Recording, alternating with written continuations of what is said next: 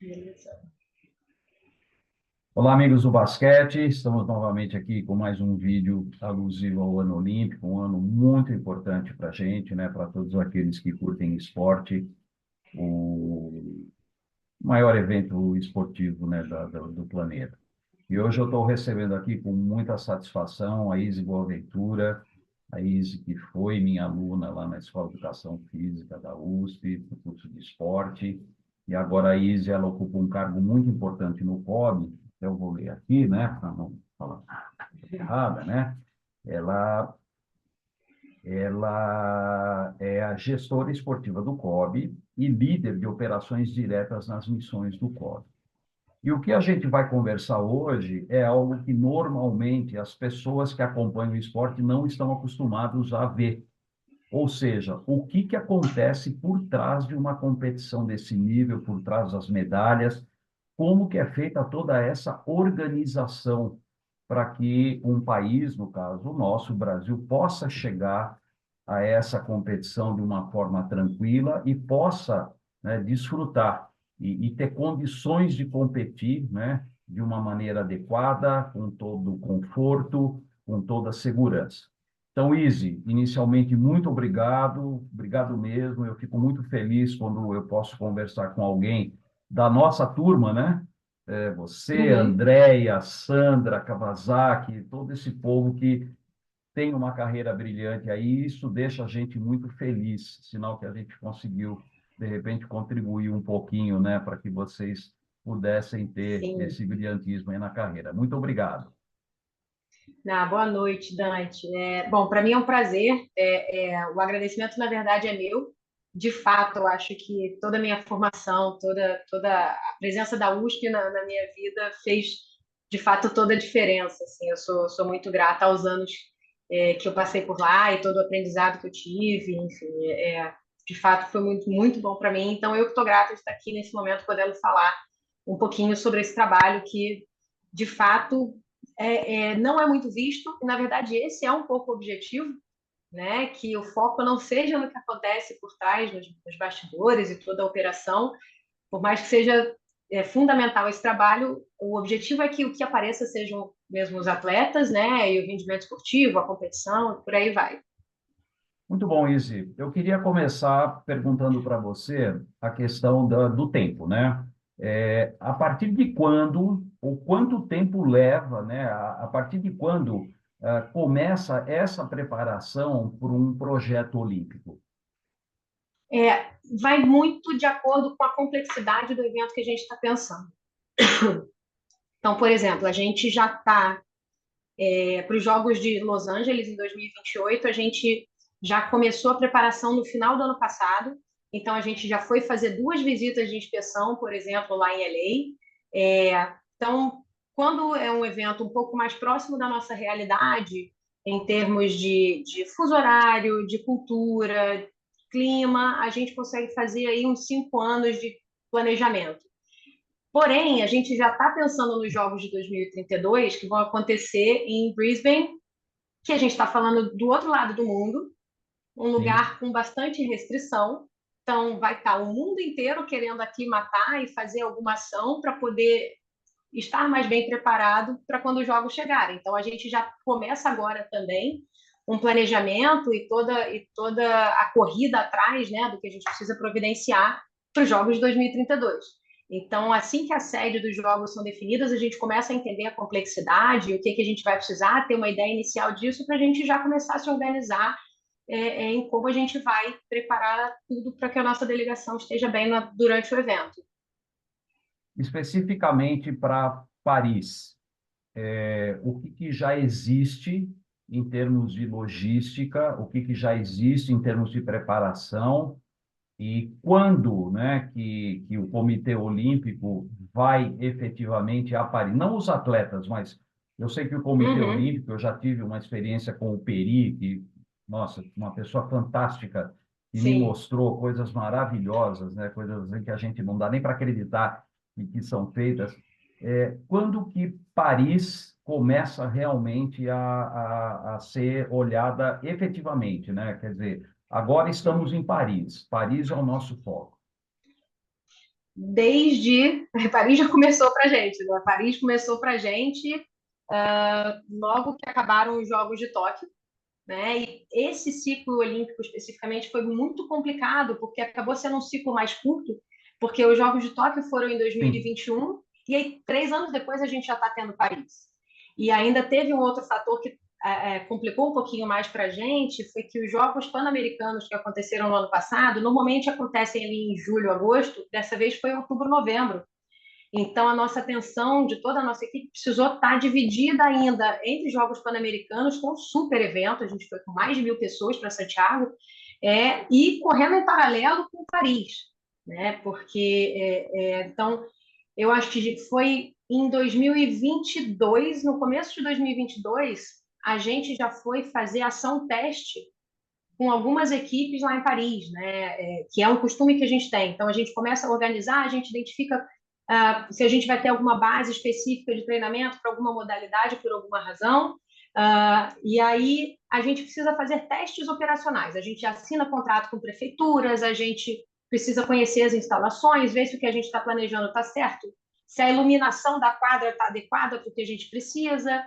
Então, já no começo de 2022, a gente foi com a equipe de vôlei masculino para lá, no ginásio que a gente vai prover de treinamento para eles agora em Paris, e foi a primeira ação teste que a gente teve. E nesse mesmo ano, acho que a gente fez a vela também em Marseille. Depois a gente já fez com o Taekwondo, acho que no ano seguinte, em 2023, se eu não me engano, a gente fez com o Taekwondo também na nossa cidade, que é a base do time Brasil, que vai funcionar como uma base de suporte para algumas equipes, para treinamento durante o Games Time. Como é que é feita a escolha dessa base, Izzy? Como é que vocês escolhem a cidade ou o local da cidade onde a delegação vai se... É claro que a delegação vai ficar na Vila Olímpica, Uhum. mas com certeza existe uma base, né, para treinamento. Como é que é feito isso? No caso de Paris, a gente sempre busca assim, lugares que sejam próximos à vila. Quando a gente fala de games time, né, do período de jogos, a gente precisa entender que tem que ser um lugar próximo da vila, que seja acessível para as modalidades que estão na vila treinarem, porque a nossa intenção é sempre dar uma condição diferenciada de treinamento em relação àquela que eles têm com o comitê organizador. Então, o comitê organizador oferece para todas as modalidades um local de treinamento, mas o caso do vôlei que eu já mencionei é um treinamento de 45 minutos a 1 hora, uma vez por dia. Isso não atende às nossas equipes. Então, eles precisam de 2 sessões de Sim. 2 horas de treinamento por dia. Então, para resolver isso, que a gente vai buscando essas soluções. E assim, a gente vai com algumas modalidades dentro do que é possível, né? Tem modalidade que a gente não consegue prover uma super instalação de treinamento, mas então, nesse caso, a gente vai vendo regiões próximas à vila, até uns 40, 45 minutos de distância, dentro do que aquela cidade oferece para a gente. Muitas vezes a gente tem um consultor local, a gente contrata consultores locais que mapeiam, fazem um mapeamento inicial em universidades ou em prefeituras que tenham interesse em fazer parceria, ou clubes. Eles vão, a gente passa a nossa necessidade, então a gente precisa de uma quadra 40 por 20, com altura de 18 metros, uma piscina olímpica que seja X quilômetros de distância, um galpão de 600 metros quadrados para a gente poder montar nossa operação de uniformes, e eles dão para a gente algumas opções, e aí a gente vai pincelando e vai entendendo e já começando a montar uma operação para cada um desses cenários. E aí, no caso de Paris, por exemplo, a gente entendeu, depois de muito pesquisar e fazer visita, e vai nos lugares entender, conversa com os gerentes das instalações ou com prefeituras, e a gente acabou chegando nessa cidade, que é a cidade de Saint-Ouen, que é a cidade onde está alocada a vila, né? A vila de Paris, ela fica ali entre Saint-Denis e Saint-Ouen-sur-Seine, e aí a gente conseguiu fechar uma parceria com essa cidade de Saint-Ouen-sur-Seine. E ali a gente identificou que tinha as instalações principais que a gente precisava para montar a nossa base.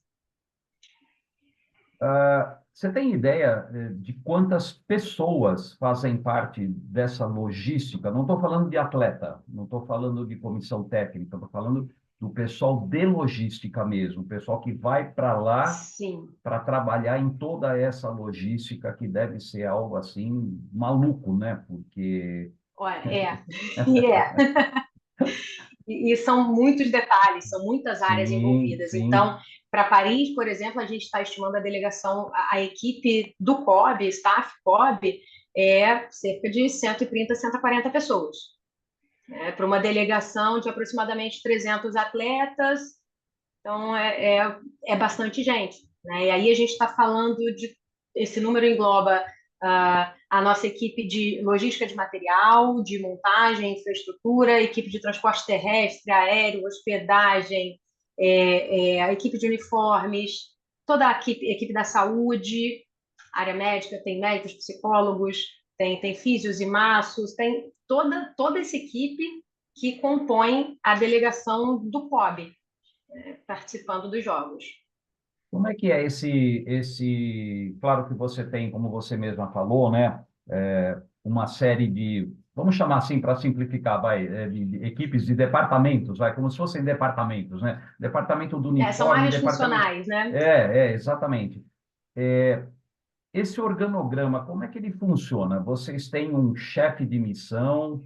Como é que é o organograma, basicamente, assim, sem entrar em muito detalhe, mas como é que a Uhum. coisa funciona, né?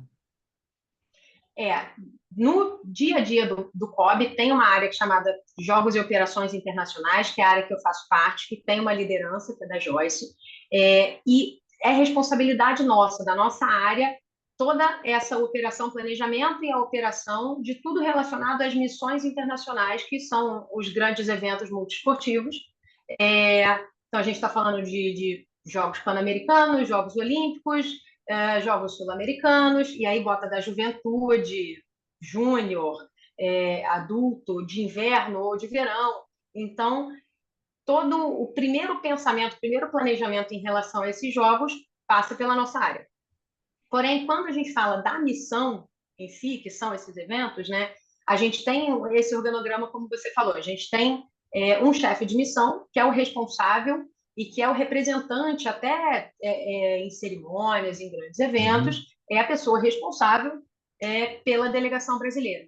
Né? Então, a gente tem chefe de missão, a gente tem alguns chefes, subchefes de missão, e aí a gente começa a destrinchar isso numa parte um pouco mais operacional. Então, a gente tem nessa parte operacional, a gente entra com toda a parte de credenciamento, relacionamento com o comitê organizador, uh, infraestrutura, logística, uniforme, transporte, alimentação, acomodação.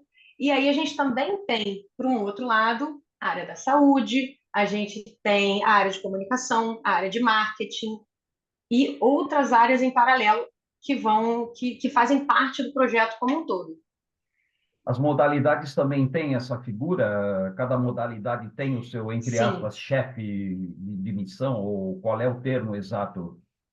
a gente usa chefe de equipe. A gente não Chefe de equipe. consegue, a gente pode falar com cada um dos 300 atletas para Paris. Então, a nossa organização o nosso vínculo é com a confederação, então cada confederação aponta para a gente quem vai ser o chefe de equipe responsável por aquela delegação naquele evento.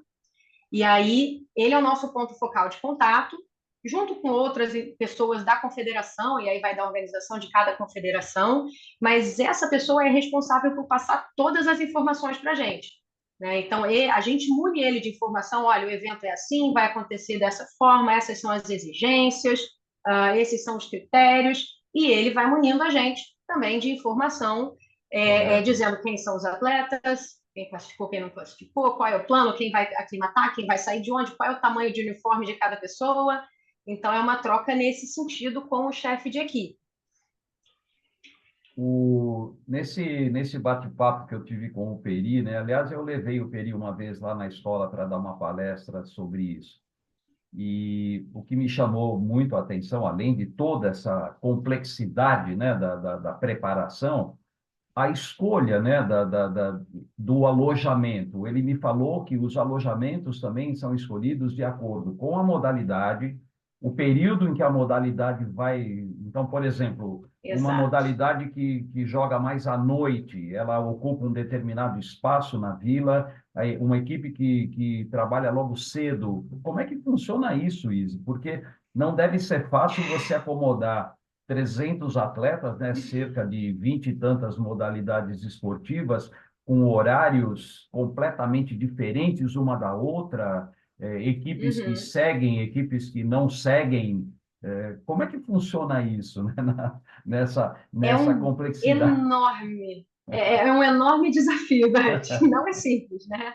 E Imagina. essa questão, ela começa até um pouco antes, quando a gente começa nas conversas com o comitê organizador, a tentar entender qual é o prédio dentro da vila que a gente vai estar alocado, né? Se ele é perto do refeitório, né? O que que a gente sempre quer? Um prédio perto do refeitório, que não seja longe do transporte, mas que também não esteja no meio de uma muvuca, de uma praça de celebrações, né? Então a coisa começa desde ali a gente a pensar como a gente quer estruturar. E isso tudo também fazendo caber a nossa delegação, que é uma das grandes delegações dos Jogos, né? Sim. Lembrando que tem países que vão com 2, 3 atletas, a gente consegue sempre uma representatividade de 300, 350, então somos uma grande delegação. E essa grande delegação a gente precisa fazer caber dentro desse prédio, né? E como você falou, a gente recebe as modalidades de acordo com o calendário olímpico, com o calendário de competição de cada uma. Então não chega todo mundo junto e vai embora todo mundo junto. Sim. As modalidades que competem primeiro chegam primeiro, quando elas acabam de competir, elas precisam ceder espaço na vila para que a gente consiga colocar na vila todos os atletas e também os oficiais dessas modalidades, né, para que caibam esses oficiais de uma maneira que todas as delegações, todas as equipes possam ter o seu staff no momento mais importante do ciclo olímpico para eles.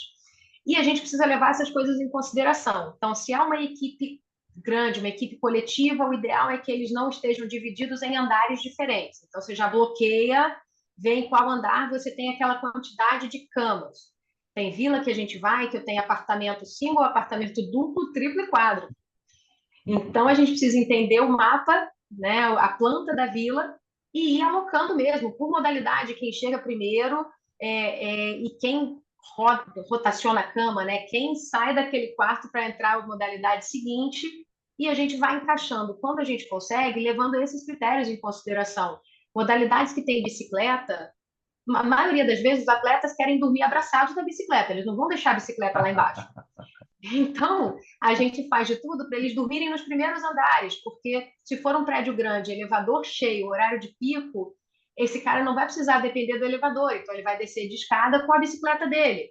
Então, ele não pode ficar lá em cima, né? Em compensação, já tem outras modalidades, assim, que competem, por exemplo, pode ter uma modalidade que vai competir só de noite e o prédio bate o sol da manhã desse lado e é muito difícil fazer a luz não entrar e é a hora que o cara precisa descansar. Então a gente tenta mover essa modalidade para o outro lado para que não bata sol.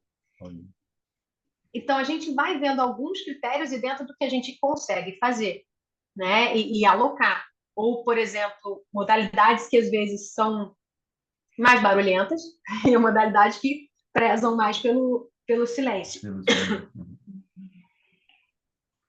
Então, é uma grande composição. E, às vezes, é analisando caso a caso, um a um.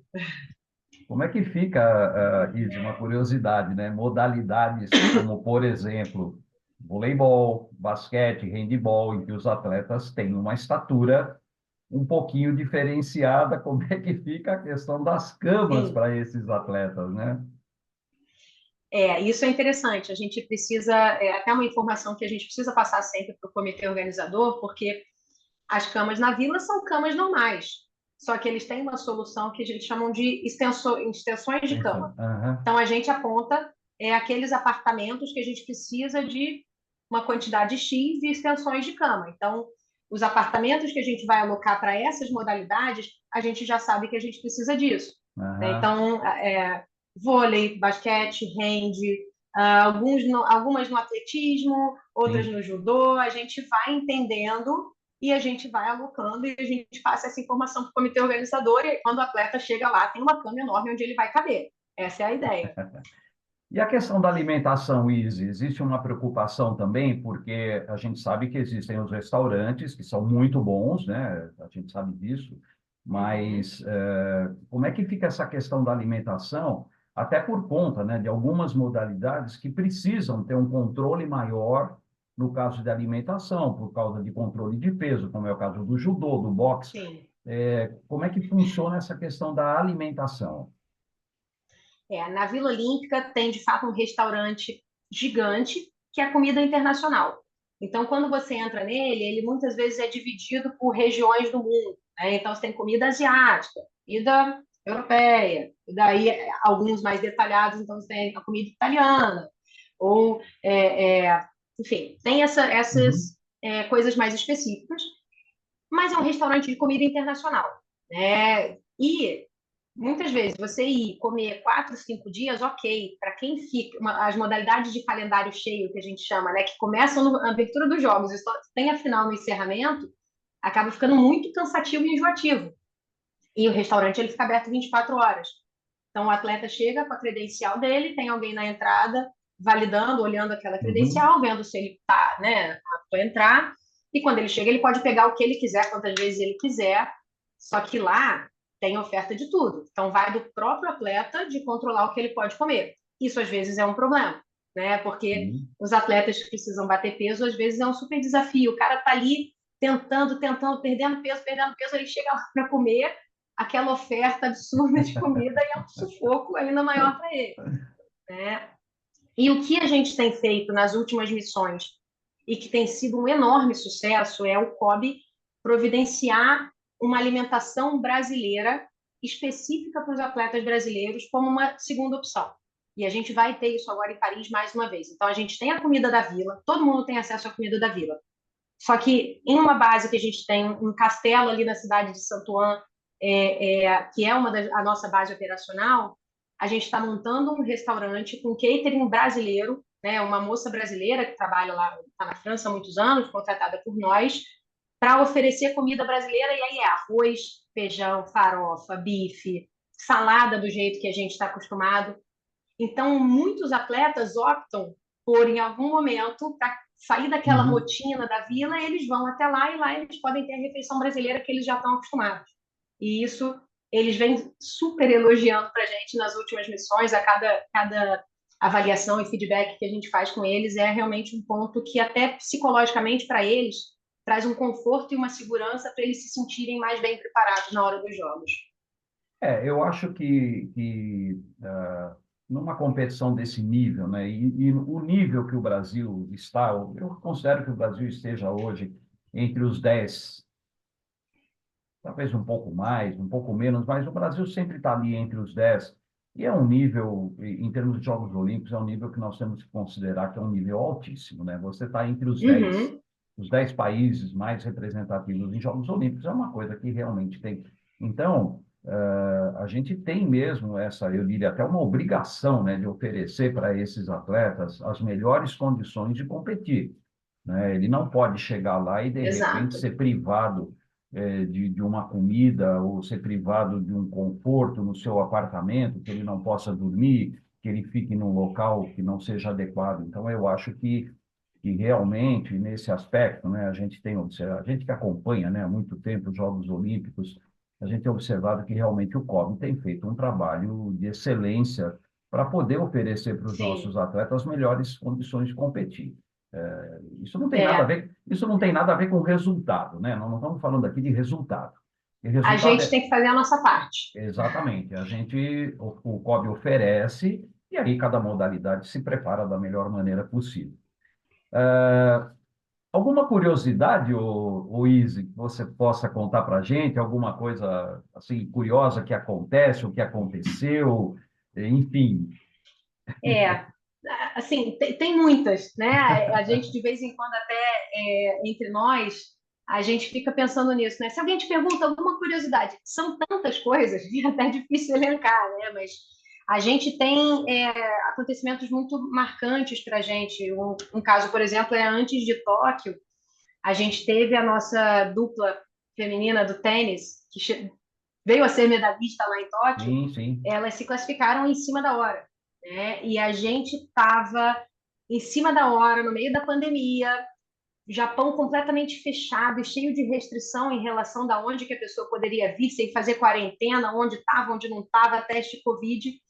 E foi um sufoco a gente conseguir fazer as meninas chegarem no Japão. Então era, se eu não me engano, a Laura estava vindo do Cazaquistão, a Luísa de um outro lugar, a equipe que faz a emissão das passagens aéreas ficou virou a noite, virou a madrugada, tentando achar voo e falando com as meninas, consegue para tal lugar, chegar em quantas horas, faz uma conexão, volta, não vai, até que finalmente eles conseguiram chegar. Então, esse foi um sufoco enorme, ficou todo mundo acompanhando, todo mundo em alerta para saber o que poderia fazer, se ia dar certo ou não, para no final as meninas ganharem medalha. E Que aí, bom. vê-las depois agradecendo, valorizando o trabalho da equipe, é super interessante. A gente teve agora em Santiago uma situação que foi muito difícil para a gente. A gente teve uma série de dificuldades na fase de preparação e aconteceu da gente chegar no nosso prédio e o nosso prédio não estar 100% pronto. E aí a gente precisar também virar à noite com a nossa equipe fazendo montagem. Era vazamento, era luz que não estava Nossa. funcionando, era apartamento faltando item de obra, fora que a gente não recebeu todas as chaves dos apartamentos, né? E aí o atleta chegava para fazer o check-in com a gente falava, tinha 4 atletas, a gente falava, olha, a gente tem uma chave, a gente precisa que vocês não batam a porta, porque se bater a porta, ela não vai abrir de fora para dentro. Eles ficavam olhando para a gente falava, a gente vai resolver, tá tudo bem, tá tudo sob controle. Amanhã a gente vai fazer a cópia, então você vem aqui, deixa a sua chave. Só que o atleta não tem a menor noção da dedicação e do trabalho que a gente gasta com isso tudo. Né? Então, e isso vai desde a preparação, desde o começo, quando a gente começa a pensar na espessura do EVA que vai cobrir a quadra, quando a gente começa a pensar no dia a dia deles, o que precisa, o que não precisa, vai ter comida brasileira, não vai, qual é o cardápio, de que horas a que horas isso tem que funcionar, né? São muitos detalhes. De fato, a gente tenta tratar, a gente não trata eu tenho uma delegação de 300 atletas. Não, a gente trata caso a caso, a gente tenta Uhum. entender caso a caso, então a gente trata de pelo menos 300 atletas, mas, enfim, a gente está falando de uma delegação de quase 700 pessoas com as suas necessidades e especificidades. Então, essa atenção constante aos detalhes, eu acho que é uma coisa que, de fato, ninguém pensa que isso pode acontecer dessa forma, né? Com certeza. Ô, Isa, até para a gente aí terminando, existe alguma modalidade assim que seja um pouco mais exigente, que exija um pouco mais de cuidado, ou que eles, não vou chamar de chato, né? Mas, Jamais. mas com certeza deve ter, né? Até pelas características da modalidade, pelas necessidades dessa modalidade dentro da competição, né? Uhum. Existe alguma modalidade que exija assim algo um pouco mais específico, ou um pouco mais de cuidado? É difícil apontar uma só, tá, Dante? Mas a gente tem modalidades com necessidades muito específicas, né? Então, quando a gente fala da vela, a gente fala de um mundo que a maior parte das pessoas não está acostumada, mas assim, a gente fala de transporte de barco, a gente fala de levar um barqueiro, a gente fala de uma pessoa que fica fazendo ajuste fino E, no casco do e nesse barco. caso, Izzy, desculpa, muitas vezes essa é uma Por favor. modalidade que não é disputada normalmente no próprio local dos jogos, né? Às vezes ela é Exatamente. disputada num outro local, né? Exato. E aí o atleta precisa ir antes, porque ele precisa fazer anos de treinamento para ele conhecer a maré, o vento, o que acontece, qual hora do dia, a ondulação disso. Então, é uma modalidade super específica. Então, ela tem as exigências dela. E Claro. muitas vezes isso chega para a gente como uma série de exigências, e a gente fala, putz, cara, mas para que precisa disso? Aí a gente vai entender, a gente vai tentar entender de fato qual é a necessidade, por que eles precisam daquilo. Aí a gente fala, putz, faz sentido. Então, como que a gente consegue ajudar? Ou canoagem, transporte de canoa, qual é a Uhum. especificidade que precisa? Ou a gente tem nossas equipes super campeãs do vôlei, né? E aí a gente está falando, a gente está lidando com o Bernardinho, a gente está lidando com o Zé Roberto, que são grandes técnicos, que são super exigentes. Então, quando você fala da luz, da sombra, da cor da rede, uns detalhes assim que às vezes 5 a 10 minutos de distância a mais do que você estava prevendo num deslocamento, já é motivo para o É, atleta falar, claro. não, então eu não vou treinar. É um atleta que não pode perder peso de forma alguma. Ele não pode andar 500 metros até chegar em algum lugar, ele precisa de um transporte. São exigências que, se você olhar assim, você fala, cara, mas Precisa mesmo disso? Isso é frescura. Mas aí Não, não você é vai não, é. entender, quando você chega num nível de Jogos Olímpicos, a gente está falando do mais alto nível do esporte, né? Então, a gente passa por essa fase de aprendizado, de criticar, e aí, às vezes, entender também o que, que é real, o que, que faz sentido dentro daquela demanda e o que, que a gente consegue resolver de uma outra forma, né? Então, isso é bem frequente. Bom, Izzy, muito legal esse papo. Realmente, o que você está trazendo para a gente é algo que, como eu disse no início, né? A gente está. É gostoso ver o pessoal lá na quadra, né? Jogando e Sim, tal. É muito legal, né? O pessoal nadando. É gostoso. Ah, tá tudo bem, tá tudo tranquilo. Mas a gente não sabe exatamente para chegar ali o que passou, né? E realmente esse trabalho que vocês fazem é exatamente. um trabalho maravilhoso, é um trabalho que tem que ser mesmo divulgado. E a nossa intenção aqui é realmente trazer esse tipo de informação para o pessoal. Izzy, muito obrigado pelo teu tempo, parabéns pelo trabalho. Eu, particularmente, toda vez que eu converso com alguém que eu fiz parte, né, da formação, eu fico muito feliz. Uhum. Muita gente lá da escola está envolvida em Jogos Olímpicos, em campeonatos mundiais, não só na quadra ou preparação física, mas na área administrativa, no marketing, enfim, na logística, e isso me deixa muito feliz. Muito obrigado. Deixo com você as palavras finais. Muito obrigada, Dante. É sempre um prazer quando a gente esbarra, às vezes, nessas missões com alguém que foi da EFE também. A gente fala, nossa, mas você, de que ano que era? E é frequente, o que é um super bom sinal, né? Mas é um prazer estar podendo trazer um pouco dessa realidade, né? Eu acho que, como eu falei, é um trabalho extremamente importante para o desenvolvimento do esporte olímpico como um todo, Sim, né? E acho que a gente poderia servir até de exemplo em esferas menores, em eventos nacionais, desde eventos universitários ou estaduais de base, em termos de organização, de planejamento, em pensar no que pode acontecer, e etc. É um modelo que ele pode ser seguido como um modelo de sucesso de trabalho, né? Aqui a gente está falando de Jogos Olímpicos, mas isso também se aplica a outras esferas com as suas adaptações. Então, é um trabalho super importante. Eu tenho muito orgulho de fazer parte disso tudo. Tem todo o estresse, tem todo o cansaço, né? São muitas noites viradas com trabalhando, certeza. mas é muito bom ver o resultado, né? E poder falar disso, porque acho que é um lado do esporte que muita gente não conhece, que Não realmente não sabe conhece. que existe, que só vê, liga a televisão, tá ali, Jogos Olímpicos, medalha, piscina, não sei o quê, mas realmente tudo que foi preciso, né, para que aquilo ali acontecesse com o maior sucesso possível, né? Como a gente falou, o nosso papel é dar as melhores condições para que o atleta ele possa performar da melhor forma possível.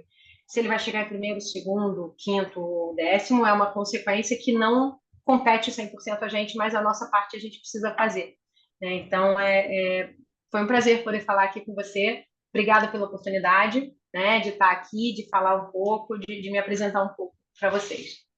Muito bom. Izzy, obrigado mais uma vez. Pessoal, a gente continua aí tentando trazer para vocês essas nuances aí, né, de uma competição tão importante. Já temos atletas, técnicos, dirigentes, árbitros, e nós vamos continuar. Até julho nós vamos ter muita coisa aí nesses vídeos. Izzy, muito obrigado.